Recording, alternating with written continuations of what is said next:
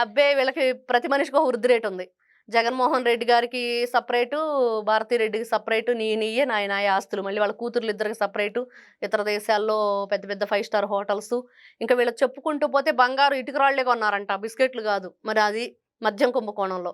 ఇలాగ ఈ విధంగా రాష్ట్రంలో ప్రజల జీవితాలతో నాశనం వాళ్ళ చెలగాటాలాడారు. వాళ్ళు ఆరోగ్యాలు చెడగొట్టేశారు. ఈ రోజున ఈ భారతీ సిమెంటు ఏదైతే ఈ వ్యవహారం ఉందో ఈ రోజున బట్టబయలైతే టీడీపీ భారీ ఎత్తున వాళ్ళకి మద్దతు తెలపడానికి వెళ్ళటం గానివ్వండి, అక్కడ పోలీసులు గానివ్వండి, ఇవన్నీ చూస్తూ ఉంటే ఖచ్చితంగా వైఎస్ జగన్మోహన్ రెడ్డి సతీ సమేతంగా పాపం పండిందా? ఒకవైపు చూస్తేనేమో హెరిటేజ్ వాళ్ళు కేసేశారు. ఇంకొక వైపు చూస్తే నెయ్యి కేసు, ఇంకొక వైపు చూస్తే మద్యం కేసు, ఇంకొక వైపు చూస్తే ఈ సరస్వతి పవర్ భూములు గానీ, దీనికి సంబంధించిన భూములు గానీ, ఆ తర్వాత దీనికి ఏదైతే ఈ సున్నప్రాయికి సంబంధించి గానీ లీజుకు తీసుకున్న విషయాలు ఇవన్నీ గూడా ఒక్కసారిగా ముందు నొయ్యి వెనక గొయ్యిగా వీళ్ళందరినీ గూడా ఈ రోజున చుట్టుముట్టాయి.